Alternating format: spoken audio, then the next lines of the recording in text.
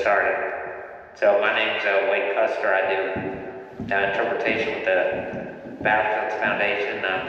Today I'm going to read you the story of the capture of Crook and Kelley, Cumberland, Maryland, by Jesse McNeil. So this story takes place about 3 months after Jesse's dad, John McNeil, died in Mount Jackson. And it was always a wish of John to possibly capture Union General Kelley, because in 1863, apparently Kelley had arrested John McNeill's wife for a period of time. So we always kind of wanted to get Kelley back. So after his death, the command, the Rangers fell to his son Jesse, and Jesse and several other men, including John B. Fay, who wrote his eyewitness account of this story. They decided they would attempt to capture Kelley. So John B. Fay was sent from Romney.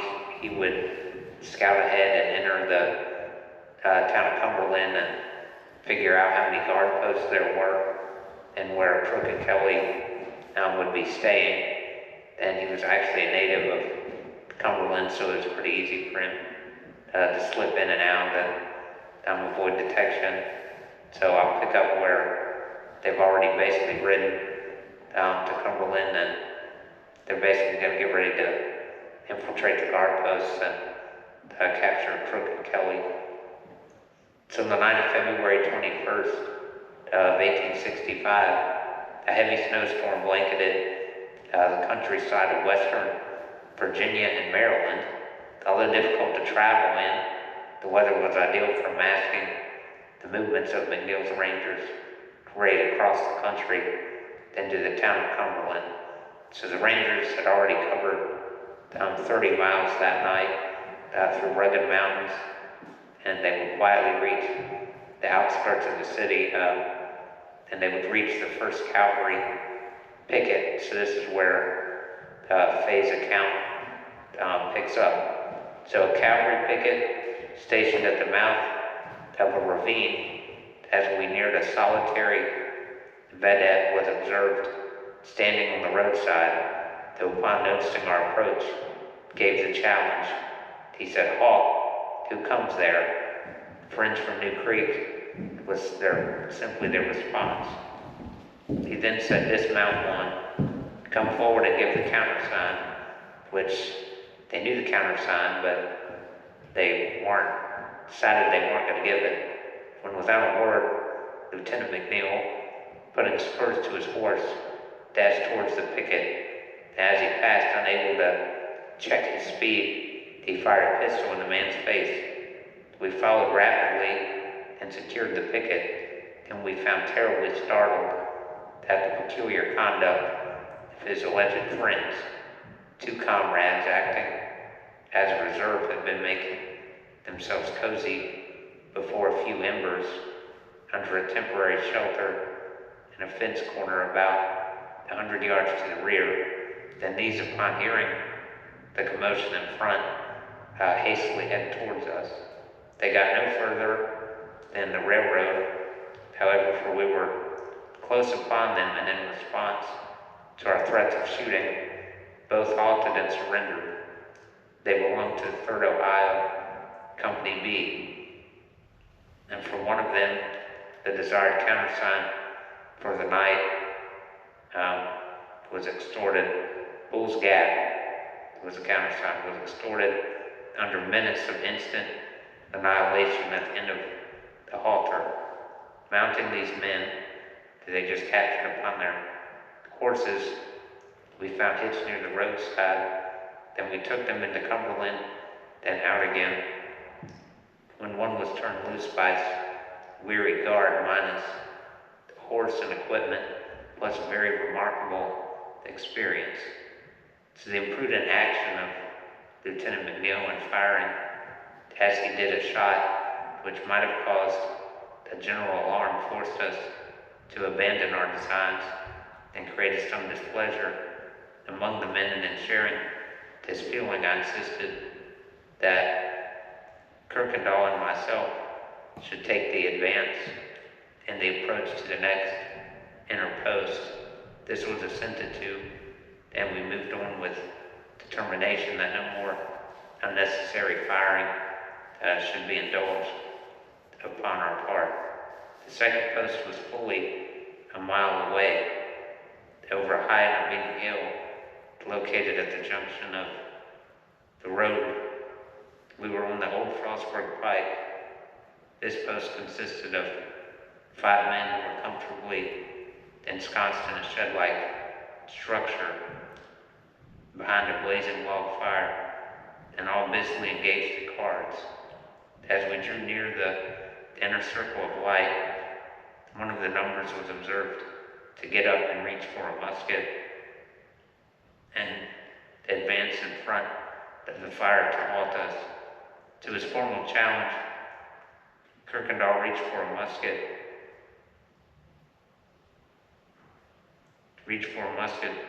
As the soldier went for a musket, Kirkendall, so behind the blazing log fire, ensconced in shed-like structure, busily engaged the cards.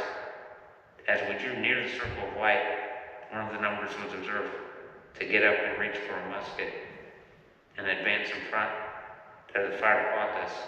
To his formal challenge, Kirkendall answered friends with the countersign.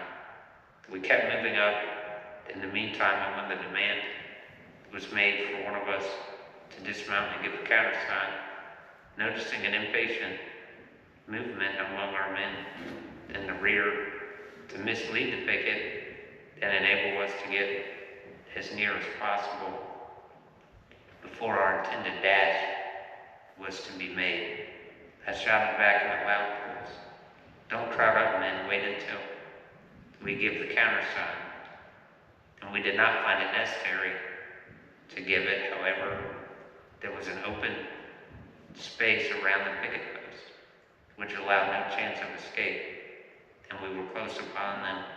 In the next instant, a swift dash forward was made, and without a single shot, they were surrounded and captured, and their guns and ammunition were taken and destroyed, and the men were left unguarded at their post with strict instructions to remain there until our return.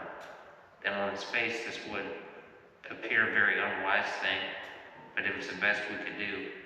We had no intention of returning that way, and rightly trusted that the men would realize the situation too late to get to where an alarm could be given, and our work in the city would have already been done. We were now inside the picket lines, and before us lay the slumbering city. The troop was halted here for a short time, while Lieutenant McNeil hastily detailed 2 squads of 10 men each, who were directly charged with the capture of the generals. Sergeant Joseph W. Kirkendall of Company 7, the Virginia Cavalry, a special scout for Early, General Early, and a soldier of great courage, coolness, and daring, who had once been a prisoner in Kelly's hands and had personal acquaintance with him, was placed in command of the men detailed to secure the general. Sergeant Joseph L. Vanderveer, a man of imposing figure and style, was given charge with the capture of General Crook. So that picture of Crook and Kelly we can pass around. So these were their 2 main targets who were staying in the city of Cumberland, and their plan was basically just to abduct them in their sleep, which I won't spoil it, but I'll keep reading. I don't want to spoil it. So an interesting fact in connection with the latter is among the number of, so these would be, one of the Confederate soldiers, Jacob Gassman, was actually a former clerk in the hotel which Crook occupied, and whose uncle then owned the building and another man in their group, the Sergeant James Daly, whose father was landlord of the building at the time, and whose sister Mary is now Miss General Crook. So she was married him. It was probably then his fiance. So the duty of destroying the telegraph lines were imposed on me, which this would be John B. Fay. He took a squad of 10 men to the telegraph office to destroy it, so that would slow down the Union soldiers figuring out what was going on. So him and another man named Holler and others detailed as my assistants, and we moved down the pike and rode on the Green Street and around the courthouse hill, and then over the chain bridge that crossed Wills Creek, and up Baltimore streets, the principal thoroughfare of the city, taking in the situation as they rode along. The men occupied themselves and whistling such Yankee tunes as they knew, and banding words with isolated patrols and guards that occasionally passed. Some of our men were disguised in federal overcoats, but the dim light made no difference. Could be noticed in the shades of light blue and gray. Part of the men were halted in front of the Barnum House, which is now the Windsor Hotel, where General Kelley slept, and the others rode to the Revere House, where General Crook reposed in fancied security. The sentry paced up and down the front of the prospective headquarters, but took little notice of our movements, evidently taking us for a scouting party coming in to report. Spriglin of Kuykendall's squad was the first to reach the pavement, where he captured and disarmed the sentry, who directed the party to the sleeping apartment of General Kelley. So it seemed like they would just give up where the targets were pretty easily, which is kind of funny. So once they entered the hotel, the first party invaded a room on the second floor, which proved to be that of his dungeon. Adjutant General Melvin. Arousing him, they asked where General Kelley was, and were told that he was in the adjoining apartment, the communicating room, the door of which was open, in which they entered at once. When General Kelley was awakened, he was informed that he was a prisoner and was requested to make his toilet as speedily as possible. With some degree of nervousness, the old general complied, inquiring as he did so to whom he was surrendering. Kuykendall replied to Captain McNeil by order of General Rosser. He had little more to say after this, and in a very short space of time, both he and Melvin were taken down into the street and mounted upon horses, the owners of which courteously gave the prisoners the saddle and rode behind. In this manner, they were taken out of Cumberland, but soon after, as separate horses could be procured, they were given to them. At the Revere House, an almost identical scene took place. The sentry having been taken and disarmed, then the capturing party ascended the stone steps of the hotel and found the outside door locked. The door was opened by a small colored boy, and the party entered. The boy was gravely alarmed at the brusque manner of the unexpected guest, whom he evidently suspected of improper intentions. When asked if General Crook was in the hotel, he said, "Yes, sir, but don't tell him I told you." And he afterward made the inquiry, "What kind of old man is he all anyhow?" While Vanderveer and Daly were getting a light in the office below, Gassman went up to apartment number 46, which was General Crook's apartment, and thinking the door was locked, he knocked at it several times. A voice from inside just simply said, "Come in." So it seems like they won't let anybody come into his room in the middle of the night. It's all kind of a bizarre story. pick the mic up. Because everybody just kind of assumed they were Union troops and didn't. It's like, it's funny they didn't even question who anybody was. I guess they just assumed they were safe because, the city was in Union hands, so nobody really even suspected that anything was wrong.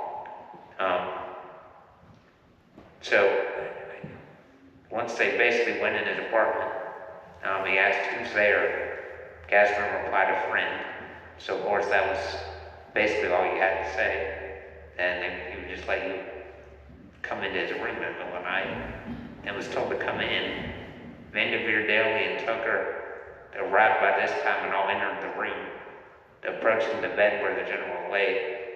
Vanderveer said in a pompous manner, "General Crook, you are my prisoner. What authority do you have for this?" inquired Crook. "The authority of General Rosser of Fitzhugh Lee's division of cavalry," said Vanderveer in response. Crook then rose up in the bed and said, "Is General Rosser here?" "Yes," replied Vanderveer. Then he said, "I am General Rosser. I have 2,500 men with me, and we've surprised and captured the town." That settled the matter as far as the bona fide general was concerned. He was intensely surprised at the bold announcement, but knowing nothing to the contrary, he accepted Vanderveer's assertions as the truth, then submitted to his fate with as much grace and cheerfulness as he could muster. Speaking to me afterwards of his sensations at the time, the general said Vanderveer was just such a looking person as I suppose General Rosser to be, and I had no reason to doubt the truth of his statement. I was very much relieved, however, when I found out the real situation and that the city and garrison had not been captured. So once they captured him, they had to basically make a mad dash to get out of Cumberland before anyone figured out what happened.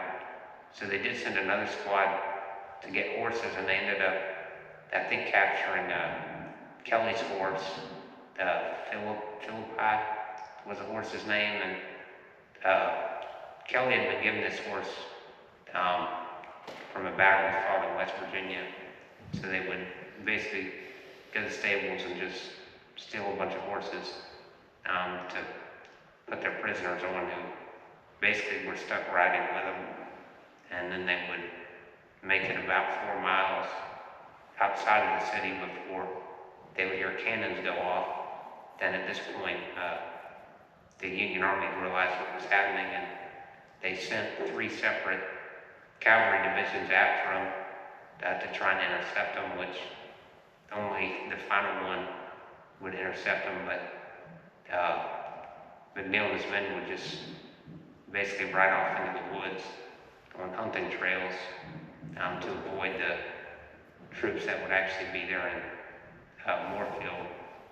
So soon, Federal cavalry was in hot pursuit.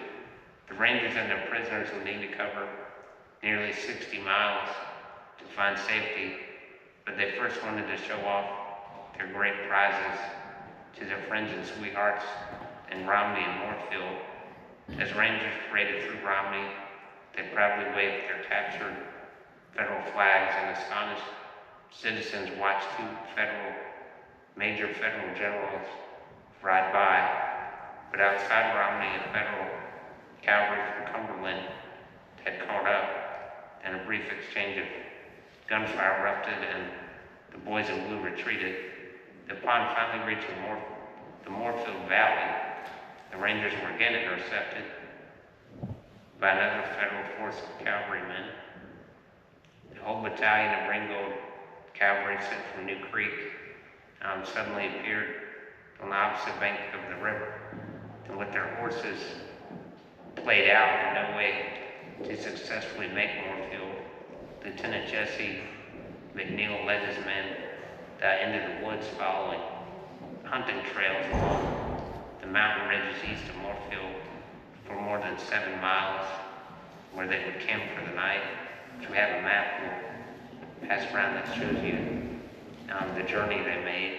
So it's a lot of riding at night in nasty weather.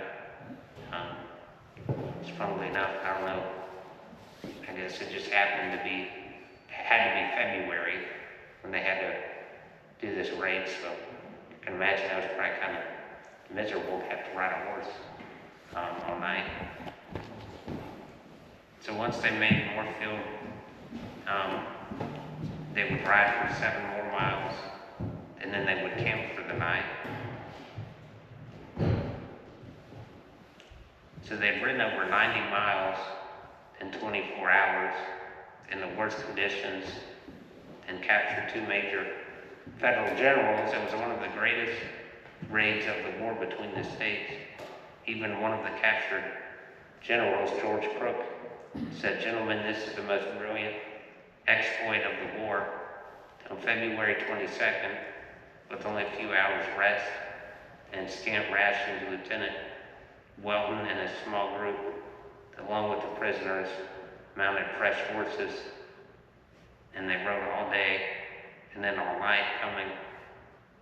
Along with the prisoners, they camped near Raleigh Springs. Then Lieutenant Welton and his squad arose early the next morning on February 23rd. So this is 2 days of riding. And with the prisoners, they would ride into Harrisonburg. And with the long, exhausting horseback ride beginning to show its effect on the 2 generals, an old stagecoach was borrowed. And in Harrisonburg to transport Crook and Kelley up the valley to Stanton. And then following morning, the captives and their guards boarded a train on the final leg of their journey on its way to Richmond. Colonel John S. Mosby, who was aboard the same train, laughingly mused, "This surpasses anything I've ever done. To get even with you boys, I've got to go into Washington and carry Abe Lincoln out." Arriving in Richmond, the prisoners were turned over to Confederate authorities. Crook and Kelley they'd eventually be paroled, but not before some concessions were obtained from Union officials. Some of McNeill's men were in prison at Fort McHenry, and they were treated as guerrillas, not as prisoners of war, so they faced much worse conditions, and they were actually just being confined in a dungeon. But rebel officials were able to secure better treatment than McNeill's men before they let go of Crook and Kelley, and his troops would eventually be moved to better quarters after Crook and Kelley were released by Confederate authorities. I have a picture of Jesse McNeil. There's during the war, and then we have a post-war picture of him. But it seems like they could have used them as more of a bargaining chip than they did. But that was pretty much the only thing they could get out of capturing those 2 major generals, which this was in February, and the war ended in April. So really it's kind of like the last hurrah for the Confederacy as far as raids, which McNeil and his men, they wouldn't actually surrender till like May. So they kept fighting for a little while. But that pretty much concludes my program, so I think you guys can come out. Does anybody have any questions? Could be. Anybody? Yeah. So Crook was paroled? Yeah, they would have been paroled. So how many days were they in captivity? Wouldn't have been that many. They seemed like, which Grant actually mentioned something about having them dismissed, like as generals after they were paroled. But yeah, it seems like they really could have got a lot more out of capturing them, but it's just kind of a bizarre ending, I think, for all that trouble. But it was still more the surprise, I guess. Which, and apparently, William McKinley and Rutherford B. Hayes were going to be headed to Cumberland, then stay, so if they waited a few more days, they might have been able to capture them too. But yeah, so definitely a lot of hard riding, you know, a couple of days. I think it's certain it was February, like that'd be difficult to pull that off.